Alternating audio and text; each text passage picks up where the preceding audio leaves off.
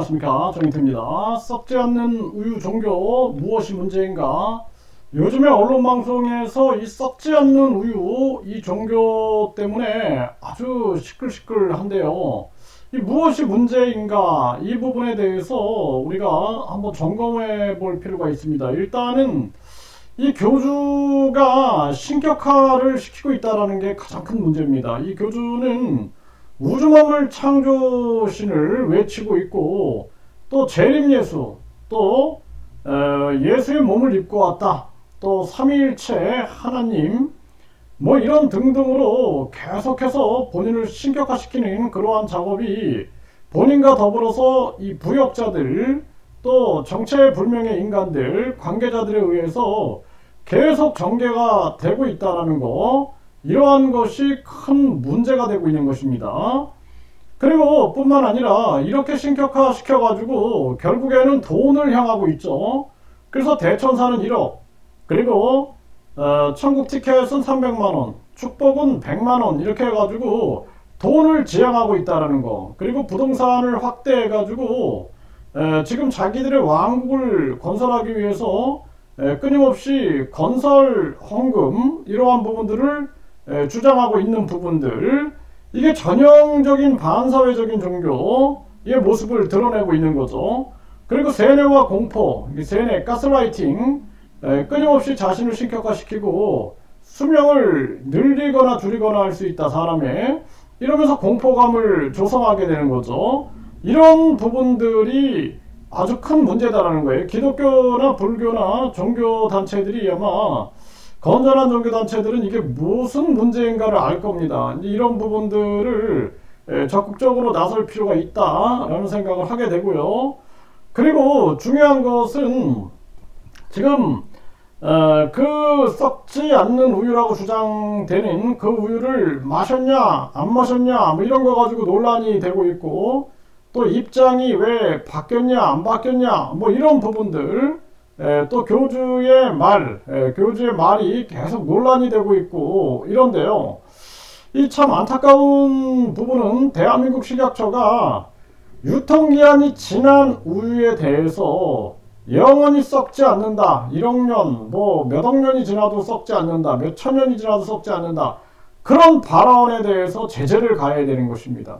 왜냐하면 이미 신격화된 그 교주의 말을 믿고 우주만물 창조신이다라고 믿고 있는 신도들 입장에서는 이게 몇억 년 가도 썩지 않고 그것이 아주 신비한 영의 물질, 신의 물질인 것처럼, 신의 선물인 것처럼, 또 그것이 무슨 종교적 증표인 것처럼 신격화돼 가지고, 그리고 신격화된 시설과 신격화된 우유, 그리고 신격화된 교주의 발언 속에서 사람들이 위험에 노출될 수 있다는 거예요.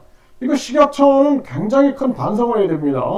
그래서 이 교주가 썩지 않는 우유고, 이것이 이 관계자나 이 정체불명의 인간들이 유튜브나 각종 SNS 통해서 만병통치약인 것처럼 계속 홍보해 나간다면, 이런 부분에 대해서 적극적으로 차단하고 적극적으로 유튜브라든지 각종 SNS, 다음이야 네이버 연계해가지고 이런 광고라든지 이런 발언들을 못하게끔 막아야 하는 것을, 이것을 적극적으로 움직여야 된다는 거예요. 많은 민원이 들어갔음에도 불구하고 그냥 소극적인 태도로 임한다면 그 책임을 피해갈 수는 없다, 저는 그렇게 생각을 합니다.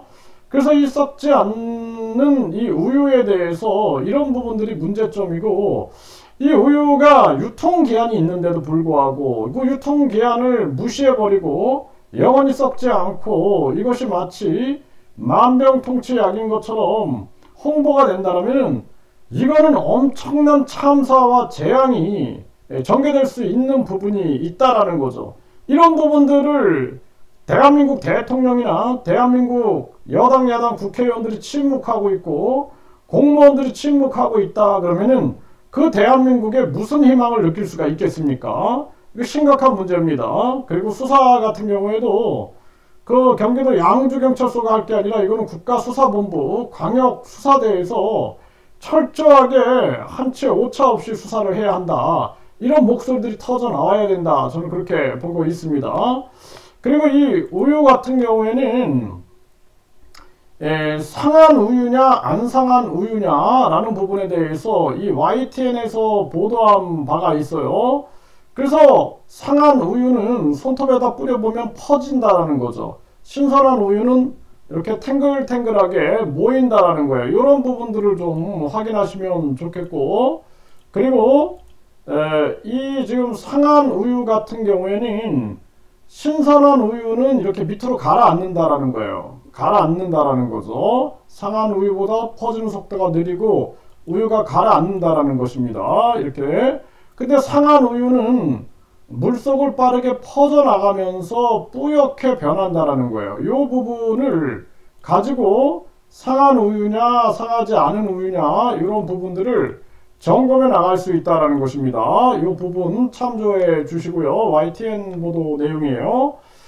그리고 이 포도상 구균 같은 경우에는 균이 생산하는 독소가 원인인데, 이 물을 끓이면 균은 죽지만 독소는 소멸하지 않아서 부패한 음식을 끓여 먹는다고 해서 안심할 수 없다라는 것입니다.